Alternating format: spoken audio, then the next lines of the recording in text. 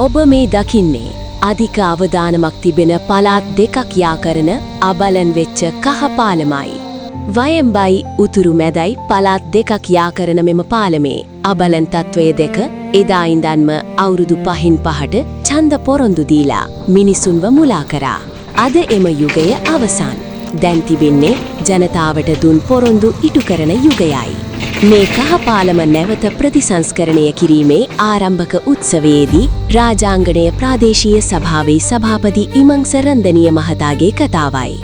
ජනතාවාදී ආණ්ඩුවක ලක්ෂණය තමයි ජනතාවගේ ප්‍රශ්න ප්‍රමුඛතා ටික හඳුනා ගැනීම ඒකට වේගෙන් මැදිහත් වීම. එනිසා මේ ආණ්ඩුවේ කාර්යභාරය ඉතාමත් මැනවින් ඉටු කරමින් යන ආණ්ඩුවක් මේක. එනිසා අපි දන්නවා විවිධ අවලාද, විවිධ මඩ ප්‍රචාර, බොරු කතා වපුරමින් යනවා ඔය ප්‍රධාන විපක්ෂයේ ඉන්න කණ්ඩායම් මේක කියලා. මොකද අපි දන්නවා ඔවුන් ඉන්නේ ඉතාමත් අවදානමක.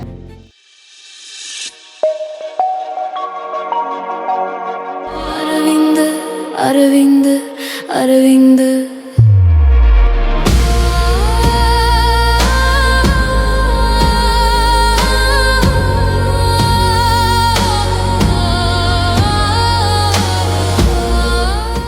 අමාත්‍ය නාමල් කරුණාරත්න සහෝදරයා, ඒ වගේම කුරුණෑගල දිස්ත්‍රික් පාර්ලිමේන්තු මන්ත්‍රී චන්දන වීරක්කොඩි සහෝදරයා, ඒ වගේම පාලම හදනවා කියන්නේ ලොකු බැඳීමක් තියෙනවා පාලමක් එක්ක. ඒ බැඳීම එක පැත්තකින් ආර්ථික වටිනාකමකට එහා ගියපු ලොකු සංස්කෘතික බැඳීමක් තියෙනවා සහ සමාජීය බැඳීමක් තියෙනවා. ඒ සංස්කෘතික සහ සමාජීය බැඳීම අපිට ආර්ථික වශයෙන් මිල කරන්න බෑ. ගමේ පාලම හැදෙන එක ආර්ථික වශයෙන් ඇස්තමේතු හදන්න පුළුවන්. යම් වටිනාකමක් දෙන්න පුළුවන්. හැබැයි අපි මේ පාලමක් ඉදිවීමත් සමග, නවීකරණය වීමත් සමග, අලුතින් ඉදිකිරීමත් සමග අපි අතර ඇති වෙනවා සංස්කෘතික බැඳීමක් සහ සමාජීය ඒක තමයි මේකේ වැදගත්ම දේ. ඒ නිසා මම හිතනවා අපිට නිරන්තරයෙන් රාජාංගන බලප්‍රදේශය තුල නිරන්තරයෙන් වෙන ප්‍රශ්නයක් තමයි මේ කහ පාලම ගැන සම්බන්ධීකරණ කමිටුව කතා කරනවා. මහජන දිනේට ඇමතිතුමා ගාවට එනවා, රාජාංගන ප්‍රාදේශ සභාවට එනවා ජනතාව.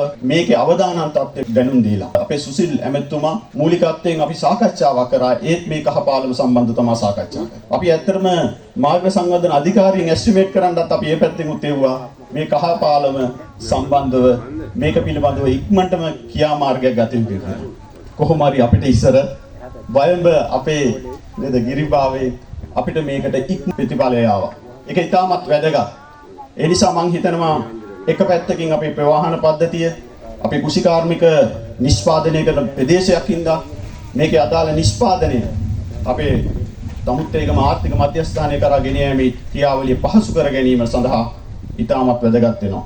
ඒ නිසා මේකේ අවදානම් තත්ත්වය දැනගෙන වර්තමාන ආණ්ඩුව හැටියට අපි දන්නවා අපි බලයට ඇවිල්ලා අවුරුද්දයි මාස 8ක් වැඩි කාලය තුල ජනතාව තුල තියෙනවා නොවිසඳුණු ප්‍රශ්න රාශියක්. යටිතල පහසුකම්, සමාජීය ගැටලු, විශාල ප්‍රශ්න කොටක් තියෙනවා. හැබැයි ක්‍රමානුකූලව ආණ්ඩුවක් හැටියට අපි මැදිහත් වෙනවා මේක ප්‍රමුඛතා ටික හඳුනා ගනිමින් ක්‍රමානුකූලව මේකට අදාළ උත්තරය සපයන්න. ඒ නිසා අපි ගාවට එන්නේ ප්‍රශ්න ඇත්තටම අවුල් සහගත විවුල්වත් සහගත ප්‍රශ්න තමයි. මෙතනදී අපේ මහත්මයා කිව්වා මේ පාලමේ අයිතිය සම්බන්ධව, පාරවල් වල අයිතිය සම්බන්ධව අපිට තියෙන ප්‍රධාන ගැටලු. ඒ ගැටලු මෙතුවක් නොවිසඳුණු ගැටලු. ඒ නිසා අපිට වේගෙන් ඒවට මැදිහත් වෙලා අපේ පාර්ලිමේන්තු මන්ත්‍රීතුමාලා මැදිහත් වෙලා විශේෂයෙන්ම මේවා ගැන අවධානය යොමු කරලා ප්‍රමුඛතා ටික හඳුනා ගනිමින් විශේෂ අවධානයක් යොමු කරලා මේකට අදාළ මැදිහත් වීම කරනවා කියන කියන්න කැමතියි. ඒ වගේම තමයි අපි දන්නවා ලංකාවේ කතා බහක් වෙන මාතෘකාවක් බවට පත් වුණා නේද? දකුණු යුරේ ගිනිපෙට්ටි පාලම සම්බන්ධව. ඒකත් පොඩි වචන සුවල්පයක්. මොකද රාජාංගන ව්‍යාපාරයේ ආරම්භයත් සමගම මේ ගිනිපෙට්ටි පාලම හැදුන එක කියන්නේ අපේ හැමෝම දන්න අපේ දේශවාසී. විශාල අක්කර ප්‍රමාණයක්, අක්කර 3500කට වැඩි ප්‍රමාණයක් ගිනිපෙට්ටි පාලම හරහා ජලය ගෙන යනවා. ඒ නිසා අපි ඉක්මනින් තීරණයක් කරන් තියෙනවා. කැබිනට් අනුමැතිය ලබාගෙන තිබෙනවා මිලියන 241ක් වගේ මුදලක් යොදාගෙන ඉක්මනින් මේ ගිනිපෙට්ටි පාලම අලුතින් නව පාලමක් ඉදිකිරීම සඳහා අවශ්‍ය කරන ප්‍රතිපාදන වෙන් කරලා ඒකට අදාළ වැඩ කටයුතු කර ආරම්භ කරන්න.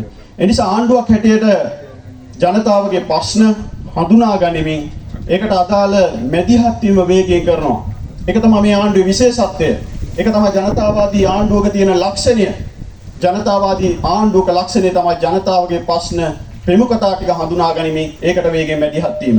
ඒ නිසා මේ ආණ්ඩුවේ කාර්යභාරය ඉතාමත් මැනවින් ඉටු කරමින් යන ආණ්ඩුවක් මේක. ඒ නිසා අපි දන්නවා විවිධ අවලාද විවිධ ප්‍රමාණයේ මඩ ප්‍රචාර විවිධ බොරු කතා වපුරමින් යනවා ඔය ප්‍රධාන විපක්ෂයේ ඉන්න කණ්ඩායම් එකතු වෙලා. මොකද අපි දන්නවා ඔවුන් ඉන්නේ ඉතාමත් අවදානමකින්. මොකද අපේ රට දීර්ඝ කාලයක් පාලනය කරලා අපේ රටේ ජනතාවගේ බදු මුදල් විශාල ප්‍රමාණයේ විනාශ කරලා කාබාෂිනියා කරලා අපේ රට තුෂ්ණා භූති කරපු කණ්ඩායම් දැන් කතා කරනවා අපේ රටේ දිශානතිය සම්බන්ධව අපේ රටේ ගමන් මාවත සම්බන්ධව. ඒ නිසා අපිට බොහොම පැහැදිලි අපි දන්නවා මාලිමා ආණ්ඩුව දන්නවා අපේ රට කොයි දිශානතියට යා යුත්තේ කොයි ගමන් මාවතද යා යුත්තේ කියන්නේ. ඒ නිසා ඒ වෙනුවෙන් අපි සියලු දෙනාම කැපවීමෙන් අපේ ප්‍රදේශවාසී ජනතාවක් විශාල බලාපොරොත්තු සහගතව තමයි අපේ ආණ්ඩුව ගැන ඉන්නේ. ඉතින් උන්ට තියෙන එකම විකල්පය තමයි එකම අරමුණ තමයි මේ බලාපොරොත්තු සුන් විසුණු කරලා එක. ඒකට උන් මාධ්‍ය පාවිච්චි කරනවා. විවිධ මඩ අවලාද අපවාද පාවිච්චි කරනවා. ඒ නිසා මම හිතනවා ජනතාව ඒවට රැවටෙන්න සූදානම් නැහැ. මම හිතනවා එහෙම රැවටෙන ජනතාවක් අපි ගාව නැහැ. දැන් ඉන්න ජනතාව ඉතාමත් බුද්ධිමත්. ඔවුන් අපි ගැන විමර්ශනය කරනවා. ඔවුන් අපිව නිතර විමර්ශනය කිරීමට භාජනය කරනවා.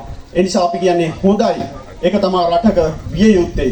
ඒ නිසා අපි ඒවා හඳුනා ගනිමින් ඒකට අදාළ මැදිහත් වීම රටේ සංවර්ධනයේ විදිහට මැදිහත් වෙන්න පුළුවන් මැදිහත් වීම කරන්න අපි සූදානම්ින් ඉන්නවා. ඒ නිසා අපි බලාපොරොත්තු වෙනවා අපේ ජනතාවගේ ප්‍රශ්න වේගයෙන් හඳුනා ගනිමින් ඒකට අදාළ මැදිහත් වීම කරගන්න. ඒ නිසා අද මේ අවස්ථාව අපේ විශේෂ අවස්ථාවක් බවට පත් වෙනවා. අපේ රටේ සංවර්ධන ඉලක්ක කරා යැනීමේදී අපේ රටේ ආර්ථිකයේ ගමන් මාවතේදී නව අලුත් හැරවුම් මාවතක අවශ්‍යතාවය සහ ඉෂ්ට කරන අවස්ථාවක් හැටියට. ඒ නිසා මම හිතනවා ජනතාව හැටියට අපි ඉල්ලීමක් කරනවා ඔබ මේ ආණ්ඩුව පිළිබඳ තියෙන විශ්වාසය අබමල් රේණුවකින් අඩු නොකර මේ ආණ්ඩුවේ ගමන් මාර්ග වෙනුවෙන් අපි වැඩ කරමු. ඒ සඳහා අපි සියලු දෙනා මහන්සි වෙමු කියන ගෞරව ඉල්ලීම කරමින් මානීය බොහොම ස්තුතියි.